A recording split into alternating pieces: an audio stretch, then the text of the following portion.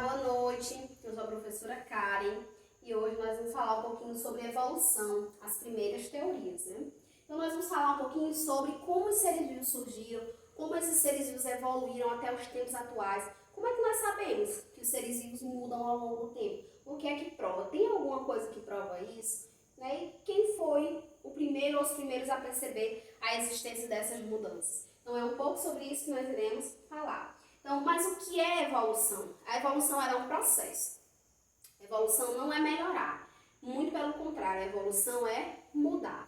Então, a evolução é um processo através do qual ocorrem mudanças ou transformações nos seres vivos ao longo do tempo, podendo dar origem a novas espécies. Como a gente observa aqui, olha, tem uma imagem, tem um mamífero ancestral aqui, e a partir do processo de evolução, todos os outros mamíferos existentes na atualidade, eles têm alguma ligação com esse mamífero ancestral. Ou seja, preguiça, o chimpanzé, morcego, a baleia, a foca, a marmota, o castor, todos eles são animais que têm algo em comum, porque eles surgiram a partir da evolução de um ancestral comum. E existem algumas evidências de que isso aconteceu, e a gente vai ver mais adiante que evidências são essas.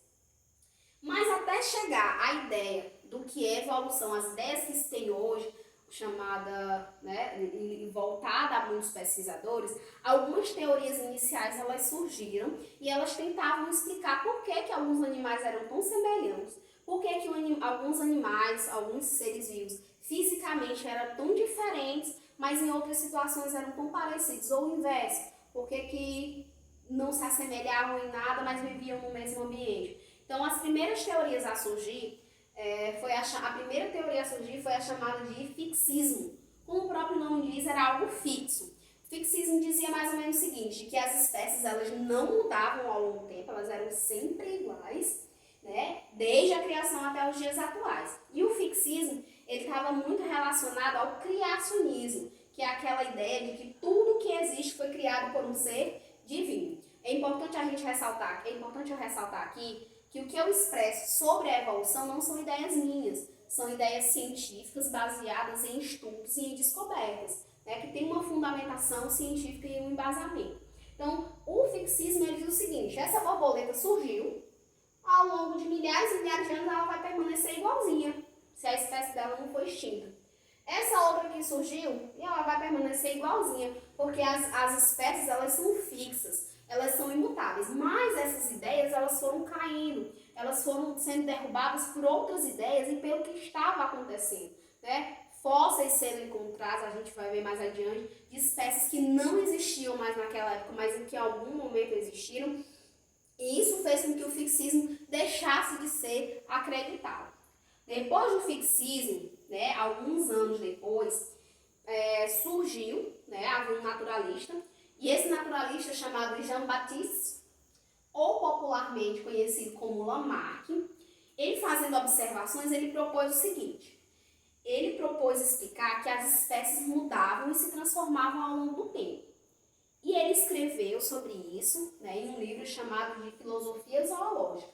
E ele disse: não, as espécies elas mudam sim, e eu tenho embasamento para isso. E ele criou duas leis, né, a partir dos estudos dele. Esse aqui é Jean-Baptiste Lamarck, e ele criou duas leis para explicar essa transformação das espécies. Ele chamou a primeira de Lei do Uso e Desuso e Lei da Herança das Características Adquiridas. E aí muito se mostra, as duas leis elas se mostram nessa ideia. A primeira, ele dizia basicamente o seguinte: olha, as girafas, elas não surgiram com o pescoço longo, elas surgiram com o pescoço curto. Mas de tanto esticar o pescoço para conseguir o alimento, esse pescoço cresceu. Então ele dizia mais ou menos o seguinte: se um animal usasse muito algum membro, esse membro ia crescer. Ao exemplo do pescoço da girafa. A girafa usava tanto o pescoço, esticava tanto que ele cresceu. Mas as girafas que não precisassem esticar tanto o pescoço, esse pescoço iria diminuir. Então se usava demais, o membro crescia, e se não usava, o membro deixava, às vezes até deixava de surgir, deixava de existir. Então ele chamou isso de lei de uso e desuso. A outra, chamada de lei de característica adquirida, ele diz o seguinte, bom, essa girafa aqui tinha um pescoço pequeno, essa daqui já tinha um pescoço um pouquinho maior, e essa daqui já tinha usado tanto o pescoço, que o pescoço já era grande. O filho dessa daqui já vai nascer pescoçudo. Então ele diz que essa girafa que tinha essa característica de tanto usar o pescoço, ia transmitir imediatamente à próxima geração. Então ele chamou de lei de uso-desuso e lei das características adquiridas. Porém, quando na prática se observava, se via que não era dessa forma que acontecia. Então, mais uma vez, a ideia chamada de lamarquismo, descrita por Lamarck, ela caiu por terra, ela deixou de ser acreditada. Porém, Lamarck, como foi um dos primeiros a desenvolver as teorias, ele até hoje é sempre muito lembrado quando se fala em evolução. Ele foi um pioneiro na descoberta dessas coisas. Mas hoje, acredita-se que o pesquisador que chegou mais próximo de representar aquilo que realmente acontece é Darwin, Charles Darwin. E esse período ele então é chamado de darwinismo. Bom, Darwin era um naturalista, o avô de Darwin já trabalhava com questões evolucionistas e Darwin seguiu o mesmo caminho. Então ele foi convidado a fazer uma viagem e aqui mostra a rota da viagem de Darwin. Ele passou inclusive aqui no Brasil, em Salvador, no Rio de Janeiro, né? Passou em alguns lugares aqui no Brasil e ele fez uma viagem por mais ou menos uns 5 anos em um navio chamado de Beagle, popularmente chamado de Beagle. E esse navio ele foi aportando em vários lugares, inclusive aqui no Brasil, como eu já disse, mas Darwin fez descobertas incríveis. Mas a esposa dele era um entrave para Darwin publicar aquilo que havia descoberto. Conta a história que a esposa dele era uma mulher muito religiosa. Então, nada daquilo que Darwin tinha descoberto, ele não queria publicar logo porque ele estava com medo de magoar a esposa. Por quê? O que Darwin descobriu sobre a evolução, sobre a transformação das espécies, ia contra o que a Igreja Católica pregava. E a esposa de Darwin era muito religiosa. E viajando pelo Beagle, ele passou em alguns lugares e foi encontrando restos de animais, fósseis de animais que não existiam mais ali. Então você tem aqui um ancestral de um tatu, né? Hoje um mais próximo do que nós encontramos hoje. Preguiças, aqui ó, o ancestral do tatu e aqui o animal nos dias atuais, muito parecidos, mas não iguais. Então como pode essa espécie ter existido e essa existir? Será que elas são aparentadas? E Darwin acreditava que sim, que haviam passado por um processo de transformação e isso fez com que essa espécie dos dias atuais tivesse semelhanças com essa, mas não fosse igual, tivesse modificações para viver naquele ambiente. Aqui é uma preguiça gigante.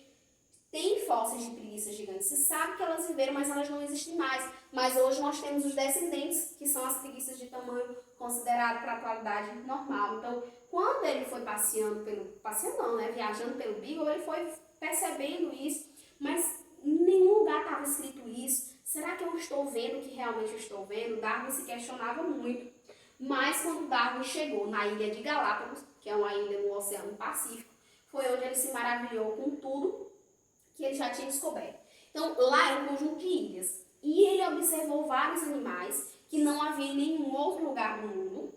E, principalmente, esses pássaros chamados, então, ganharam esse nome, né? De tendilhões de Galápagos ou tendilhões de Darwin.